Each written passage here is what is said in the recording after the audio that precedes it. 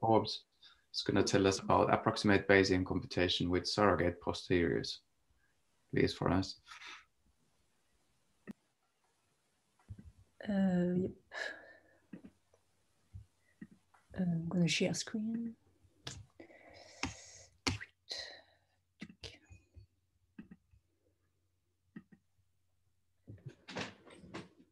Hello, so do you see and hear me well?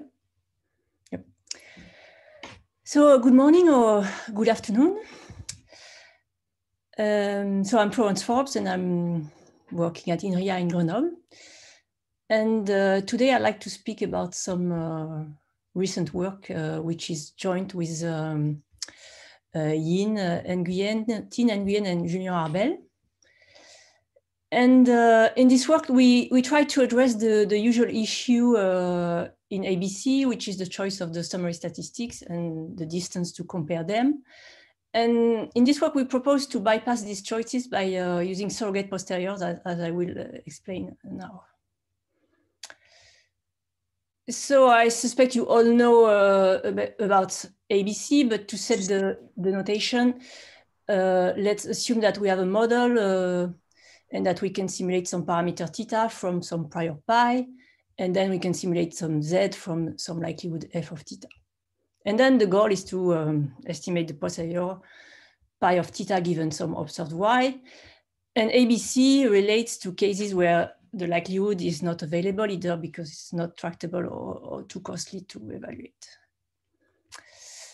So in this work, in this presentation, I'll be focusing on the most simplest ABC scheme, which is a rejection ABC.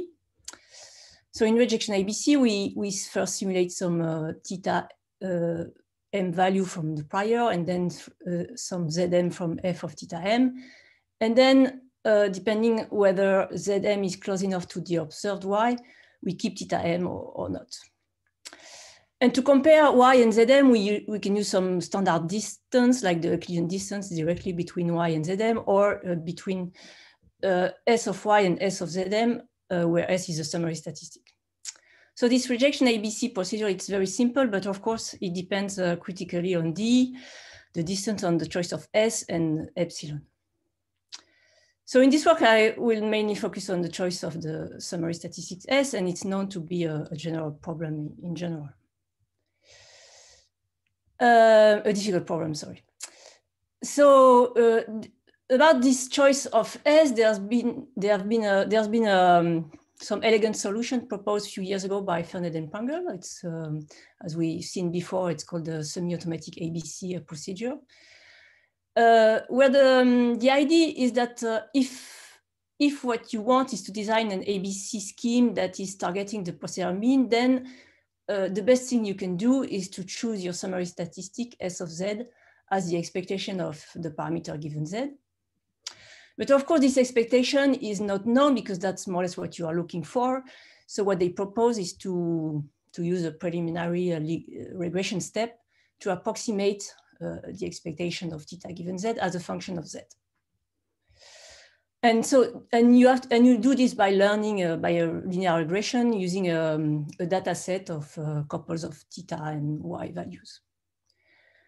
So since then, there have been a number of variants of this idea. The first one is simply to replace the linear regression by some fancier regression step, like we've seen before, the neural networks, for instance. A second natural extension is to add higher order moments to the posterior variances, to the posterior expectations. And this idea has actually been mentioned by Yang and Al in 2017. But not implemented in this paper. And I suspect that it has not been implemented because in practice it requires the availability of a procedure that is able to provide those higher order moments at low cost. So in this work, we have two main contributions. The first one is to add those higher order moments in the summary statistics. And so we've been trying with typically the posterior variances. And the second contribution is to replace the summary statistic, not just by moments, but to use as a surrogate, as a summary statistic, the full an approximation of the joint of the full posterior, not just moments. And that's what we call surrogate posteriors. So of course, to do that, we need a learning procedure which is able to provide tractable approximation of these posteriors. So for that, we're going to use a method called Gaussian locally linear mapping. And then in the variant 3, as we compare now distribution, we need a proper tractable metric between distributions to compare them. So how do we construct those surrogate posteriors? So we use the GLIM model, so the Gaussian locally linear mapping model. So I won't go into details about this model, but what you need to know is that it's a way to approximate the posterior distribution, P of theta given Y, by a mixture of K Gaussian distributions, where the parameterization of this mixture is a sort of structure in a way such as to capture the potential nonlinearities between theta and Y. And so to learn the parameters, we just simply use an EM algorithm and we learn those parameters from a learning set made of theta and Y values. And once we have learned the parameters of this model, we get our surrogate posteriors, meaning that for every possible Y, we then have an analytical expression, a parametric expression of the GLIM posterior, which approximate the true posterior of theta given Y. And so then we can derive from there extension of the semi-automatic ABC ID. So the first extension is simply to replace the posterior mean by the GLIM posterior mean, for which we have an analytical expression, which is easy to derive because we have simply a mixture of Gaussians here. We have the second extension, which is to add the higher order moment. So here, typically, we can consider the posterior variances, for which we also have a simple expression. And in the following, I will show a result with the log posterior variances. And at last, for a third variant, we can use the full approximation as a summary statistic. And then, because now we have to deal with Gaussian mixture, we need a metric to compare Gaussian mixtures. And we have tried with two of them, a recent optimal transport based distance, which has been especially designed for a mixture of Gaussians. And then we try with the standard L2 distance because they are both easy to compute for Gaussian mixtures. So to summarize, we ended up with 4 new procedures combining GLIM and ABC. So just to give the name for the rest of the talk, we have GLIM EABC, where we replace the summary statistic by the GLIM posterior mean approximations. The GLIM EV, where we add to this posterior mean the posterior log variances to keep it simple. And then we have the 2 distance-based GLIM ABC, where you can sort of see that as a case of functional summary statistic. And so we have the MW2 case and the L2 case, depending on which distance we use to compare the mixtures. And then we use a simple rejection ABC, but here you could choose your fancier ABC scheme. So before showing some illustration, we had a look at I want to mention some theoretical properties. So we had a look at some of the properties of what we propose. So what we propose really is, in the end, is a new quasi-posterior, which can, in the case of rejection ABC, can be written this way. So here, usually, you just compare Y and Z, or S of Y and S of Z. So here now we compare the posterior distribution given Y and to the posterior distribution given Z. And it's possible to show that when epsilon tends to 0, So epsilon is the usual threshold of the distance. When epsilon tends to 0, it's possible to show that this quasi-posterior tends to the true posterior. Well, of course, this result is not really useful in practice because this quantity here is what you are looking for, so you cannot use it just like that. So then the quantity that we need really to look at is this ABC quasi-posterior, where you replace the true posterior here by a surrogate one built on mixtures.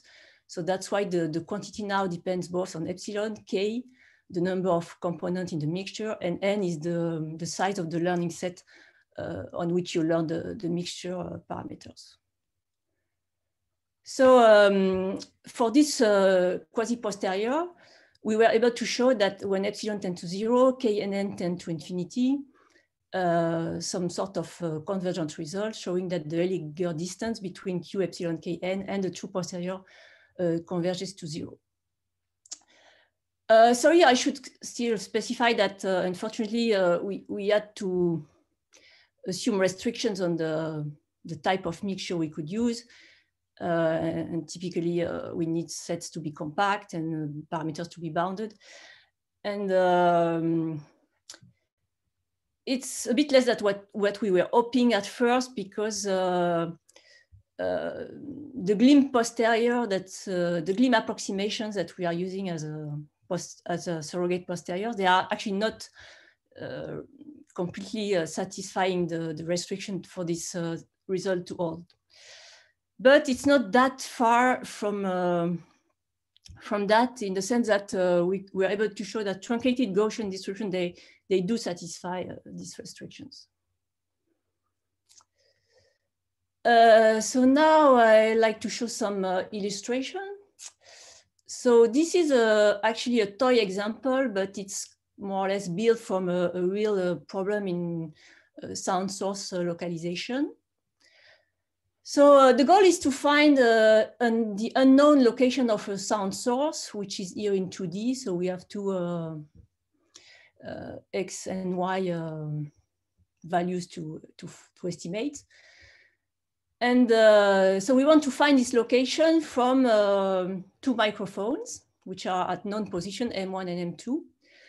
And a typical sound localization Q is called the interaural time difference, ITD, which is simply the difference between the time it takes for the sound to come to the first microphone minus the time it takes to go to the second microphone.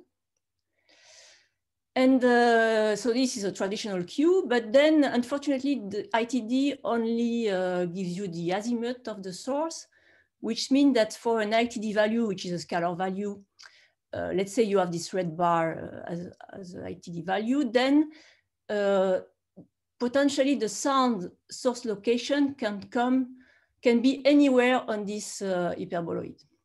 So if you have the green ITD value, then it's another hyperboloid up there. So now to make things a bit more complex, or just to show differences between the methods, really, we take the absolute value of this ITD, so that now we have actually two hyperboloids that could be solutions. And then we build a synthetic example. That's why it's a sort of toy example. So we consider a likelihood, which is a student distribution in 10 dimension, in dimension 10, where in the mean you have repeated value of this ITD, some fixed scale matrix, and nu here is fixed to 3 to have some heavy tail, but not so heavy. And so if I use this model, I get a posterior distribution that is that concentrates around 2 hyperboloids. And now, for fun, I'm complexifying a little bit this example by considering that I have actually 2 pairs of microphones. Then my true sound source position now is in this example in this specific location here, And I'm assuming that because I have two pairs of microphones, I'm assuming that the sound is either captured by the first pair, which is horizontal, or by the second pair, which is vertical. So in the end, I have a likelihood which is a mixture of the two single pair components of the previous model. So in the end, in the previous model, I had two symmetric hyperbolas, like for instance, this one. And now I have four of them because I have the two pairs of microphones. So here what I'm showing is the true contour plots of the posterior. And on the right, you can see a very basic Metropolis Hastings sample, which and maybe you can do better with Metropolis Hastings. Here I didn't put too much effort to make it work better. So now I want to show you the result of the different GLIM ABC procedure that we have tried. So first, we can look at the procedure that are using only the posterior mean as a summary statistics. So the GLIM EABC and the semi-automatic ABC. So I've used for the semi-automatic ABC, the ABC tool package. And yes, something I forgot to say, but it's kind of clear from this contour plots that in this example, and it's been made for this, the posterior mean, whatever the expectation of theta given y, whatever y is going to be 0. So that means that the posterior mean does not carry any information on the parameter. It's always 0 by symmetry. So we don't expect the posterior mean as a summary statistic to give good results. And that's actually what we see. So we see that directly in the semi-automatic ABC. The selected sample is everywhere. But what is surprising is that with GLIM, when we use instead to compute the posterior mean, the GLIM procedure, it's a bit more, we start seeing some structure. So it's a bit, so I checked actually that the posterior mean, they are all estimated around 0, but still it seems that there is some structure in the estimation that sort of start capturing the posterior. So this is a bit, so in a way, what I want to say is that maybe the fact that semi-automatic ABC here is really capturing no structure means that the regression part is probably quite accurate. So then what's interesting in what we get, if in addition to the posterior mean, we add the posterior log variances, we can clearly see now that the posterior is better captured. There are still some maybe points that are not so well localized. And then when you add when you compare the posterior surrogates directly, you get much better results with no significant differences between the two distance, the Wasserstein based or the L2 distance. The samples are a bit different, but it's difficult to see where exactly. A last point I want to mention is the last plot on the bottom left is showing a sample from the estimation of the GLIM mixture. So it's the K-Gaussian GLIM mixture estimated by GLIM for the observation. So as you can see, it's already capturing the main structure of the posterior. But of course, we could stop there and get an approximation of the posterior we are looking for. But you can see that by adding some ABC scheme, you get much better results. So to conclude, in this work, we have proposed a sort of extension of semi-automatic ABC, where you replace the summary statistic, where you use surrogate posterior in place of the summary statistics. You need for that a model that is scalable to learn the surrogate. So we've been using GLIM, and GLIM is usable for dimension like some hundreds or maybe 1,000 with some additional care. And it has some interesting features, like you could deal with missing data or latent variables. And then what you need is also a metric to compare distributions. So for Gaussian mixture, there are a number of possible choices. So we've been trying with L2 and some optimal transport distance. So this is sort of preliminary work. So our first conclusion is that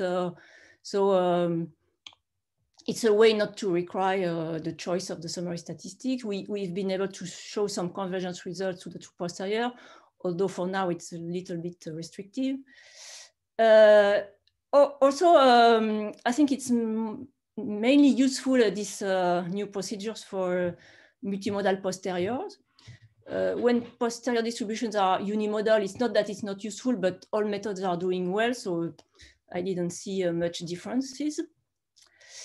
What's interesting too is that the quality of the surrogate posterior doesn't seem to be so critical, as we've seen maybe a little bit in the example before. You don't need a perfect approximation to get good ABC results. And also something I haven't shown today, we had the impression that the Wasserstein-based distance was sort of a little bit more robust than the L2 in terms of comparing distributions. So for future work, there are a lot of future work. The first set of things we could do are more or less related to implementation and more experiments to sort of assess the stability of the method. We could try with other metrics between distributions. We could try with other learning schemes than GLIM, like typically invertible neural networks or mixture density networks.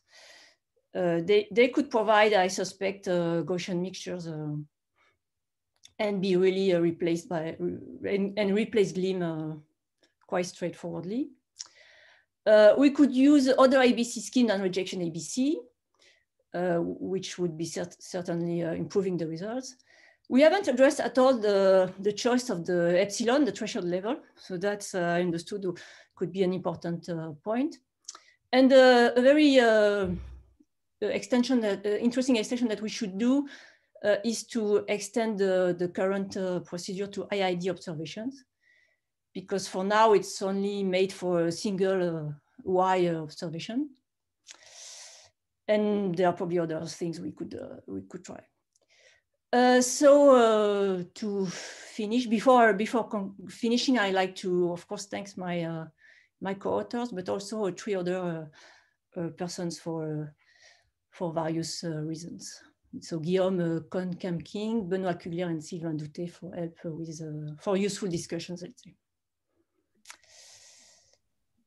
So thank you for your attention, and we have a paper on HAL with more details.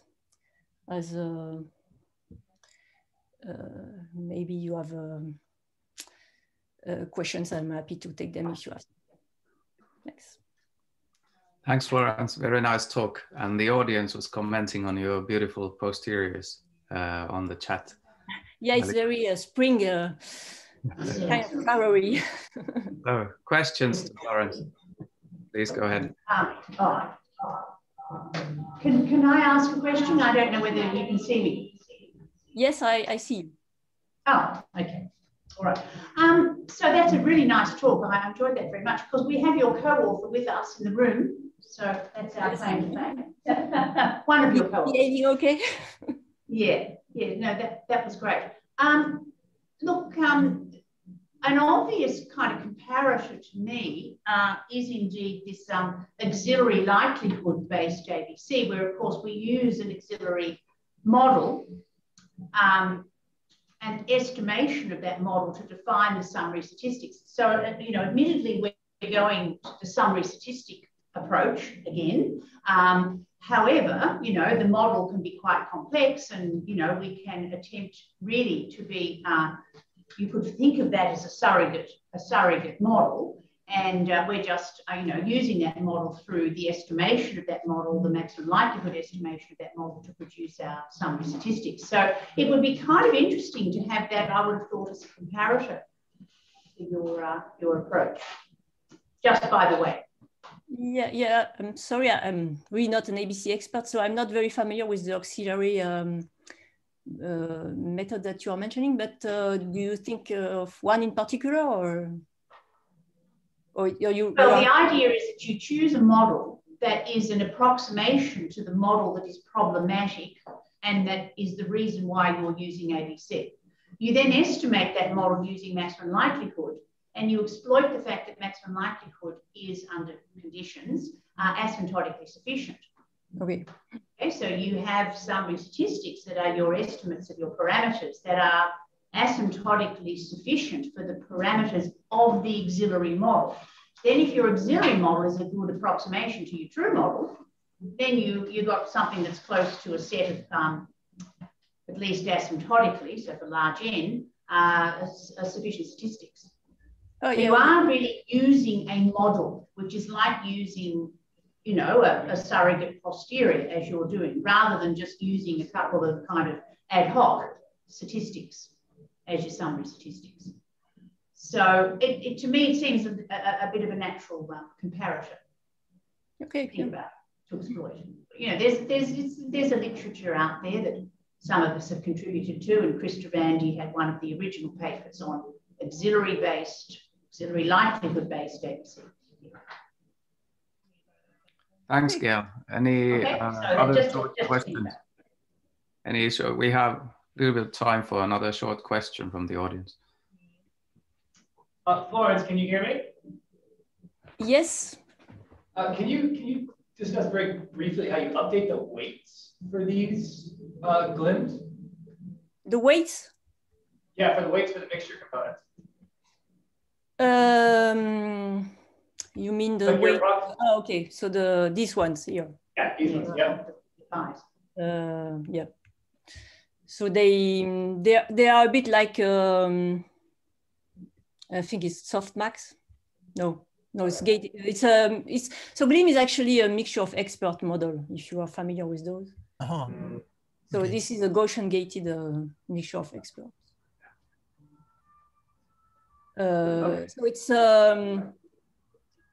do I have a better so the GLIM model is assuming that the joint distribution of y and theta is a mixture, but it's a mixture with a specific structure, which is visible here.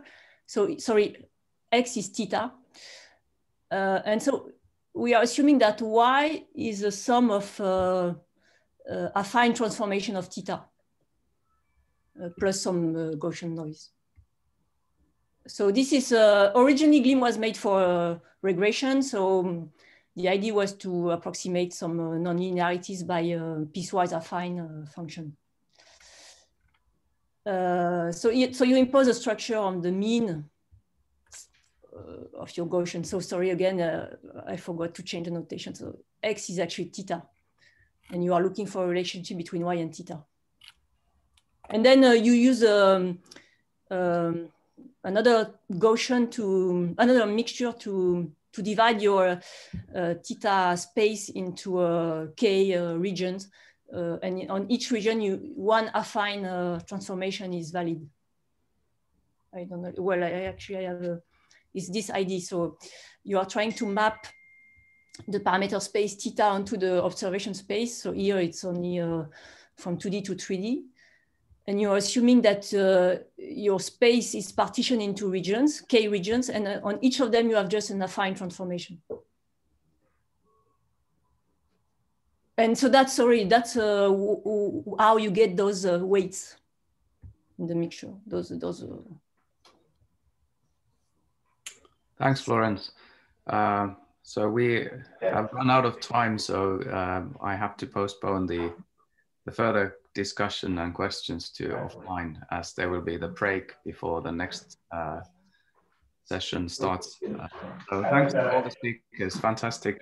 I'm looking forward, Konyu, to